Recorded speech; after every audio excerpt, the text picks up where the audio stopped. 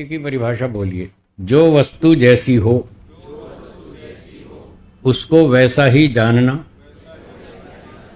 वैसा ही मानना, वैसा ही लिखना, वैसा ही बोलना, वैसा ही व्यवहार करना सत्य कहलाता है।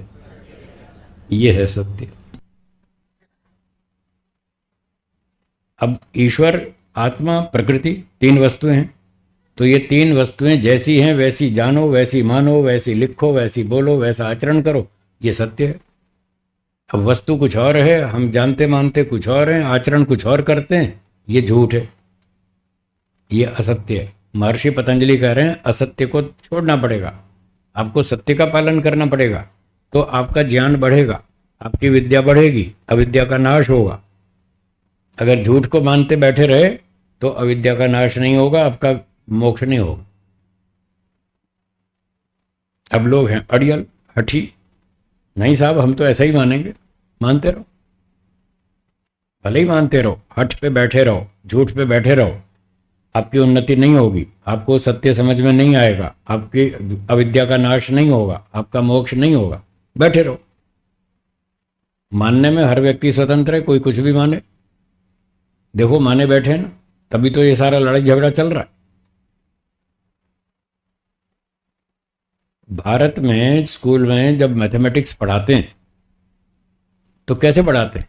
5 को 6 से गुणा करेंगे तो कितना उत्तर आएगा? 30। तो भारत में ऐसे ही पढ़ाते हैं, 5 छिक्के 30। और जापान में कैसे पढ़ाते हैं? 5 छिक्के। और चीन में, ऑस्ट्रेलिया, अमेरिका, रशिया, सब जगह एक ही मैथ्स पढ़ाते हैं। 5 अट्ठे 40, 5 छिक्के 30, यही तो पढ़ाते हैं। अगर यहाँ 2 स्कूल वाले अलग अलग तरह का मैथ्स पढ़ाने लग जाएं, एक स्कूल वाले पढ़ाएंगे 5 छिक्के 30 और दूसरे पढ़ाएंगे 5 छिक्के 32, तो उनमें लड़ाई झगड़ा होगा या नहीं? है जी? तो 2 में से ठीक कौन सा है, 30 वाला या 32 वाला? 30 वाला। अगर सब लोग 30 मान लें तो झगड़ा नहीं होगा, और एक व्यक्ति कहे मैं तो 32 मानूंगा, तो झगड़ा होगा। आप 2 प्रकार का मैथमेटिक्स दुनिया में नहीं पढ़ा सकते, अगर पढ़ाएंगे तो लड़ाई होगी। और यहाँ जो धर्म सिखाया जा रहा है 2000 किस्म का पढ़ाया जा रहा है। 2000, 2 नहीं, 2000। बताओ धर्म के नाम पे झगड़ा होगा कि नहीं होगा? ये सारा आतंकवाद उसी के नाम पे तो है। दुनिया में सारा झगड़ा धर्म के नाम पर है। ना केमिस्ट्री वाले लड़ रहे हैं, ना फिजिक्स वाले लड़ रहे हैं, ना कॉमर्स वाले लड़ रहे हैं, ना मैथमेटिक्स वाले लड़ रहे हैं, कोई नहीं लड़ रहा, क्योंकि सारी दुनिया में एक जैसा पढ़ाते हैं। केमिस्ट्री सारी दुनिया में एक जैसी पढ़ाते हैं। Helium, hydrogen, nitrogen, oxygen, silicon, copper, gold, सारी दुनिया में एक जैसी पढ़ाते हैं। फिजिक्स भी एक जैसी पढ़ाते हैं। Atom, electron, proton, neutron, quark, energy, सब सेम पढ़ाते हैं, कोई झगड़ा नहीं है। मैथ्स सारी दुनिया में एक जैसा पढ़ाते हैं, कोई झगड़ा नहीं है। लेकिन धर्म पे झगड़ा है। क्यों? धर्म में अपना अपना हट है। नहीं साहब हम तो ऐसे ही मानेंगे। मानते रहो, फिर लड़ते रहो। दुनिया में क्या जिंदगी भर लड़ते रहो, पूरे सृष्टि काल तक लड़ते रहो, आपके झगड़े खत्म नहीं होंगे। जब तक आप एक धर्म स्वीकार नहीं करेंगे, एक ईश्वर स्वीकार नहीं करेंगे, तब तक आपके लड़ाई झगड़े खत्म नहीं होंगे, दुनिया में शांति नहीं होगी। ऐसे ही चलता रहेगा, मारधाड़ चलती रहेगी। तो सत्य कहता है जो वस्तु जैसी हो उसको वैसा जानो, वैसा मानो। ईश्वर एक है या बहुत सारे? एक। हाँ, बोलने को सब कहते हैं हाँ ईश्वर एक, व्यवहार में तो 20 है। एक कहाँ है? आप देखो लोगों के घर में फोटो कितनी रखी है भगवान की? एक रखी है? बहुत सारी, बहुत सारी। आप तो कह रहे थे भगवान एक है, अब बहुत सारी कहाँ से आई? यही गड़बड़। ईश्वर एक है या बहुत सारे? वो एक जगह रहता है या सब जगह? सब जगह। जो वस्तु सब जगह रहती हो उसकी शक्ल होनी चाहिए या नहीं होनी चाहिए? तो लोगों ने शक्ल बना रखी है या नहीं? कश्मीर से केरल तक पूरा देश घूमे हो, लाखों मंदिर मिलेंगे,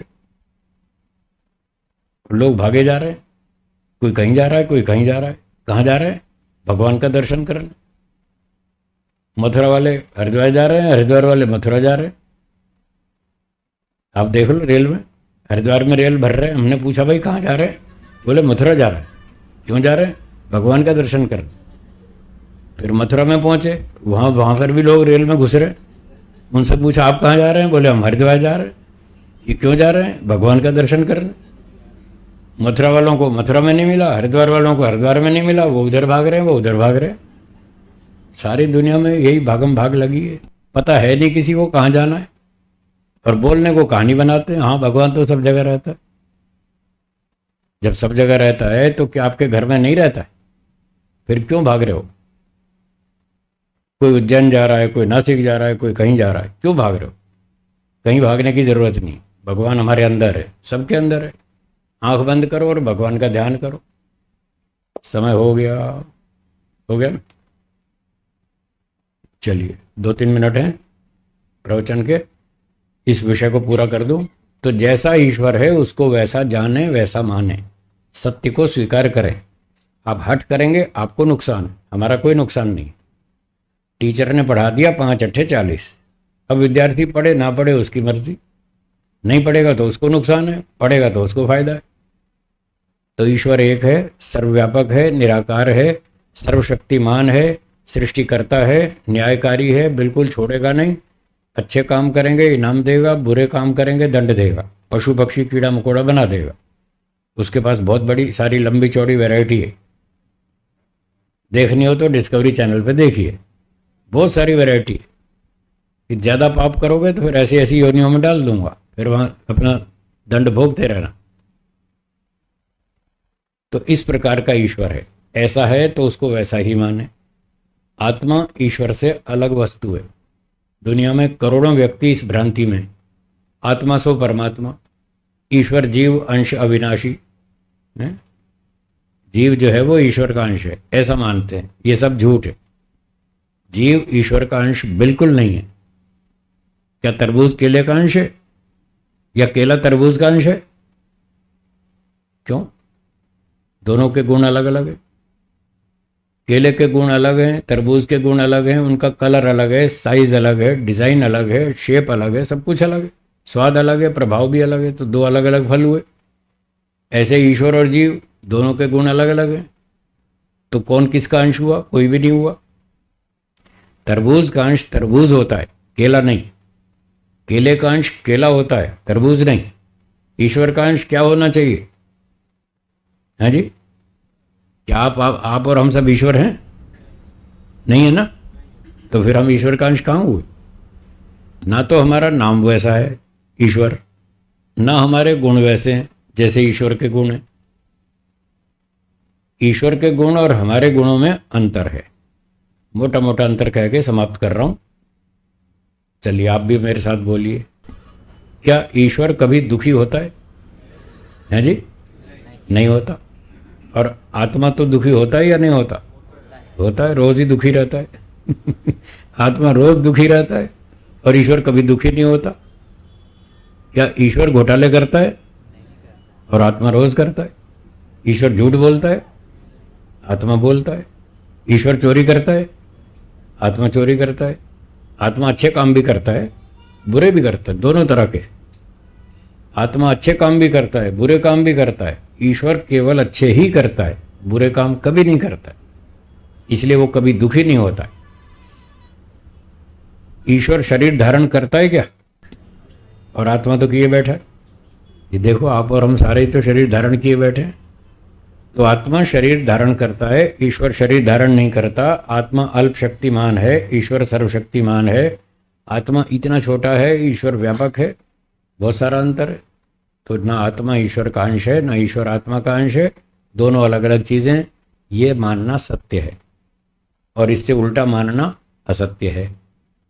तो सत्य की बात यहीं छोड़ देते हैं। समय हो गया, कुछ शंका समाधान कर लें।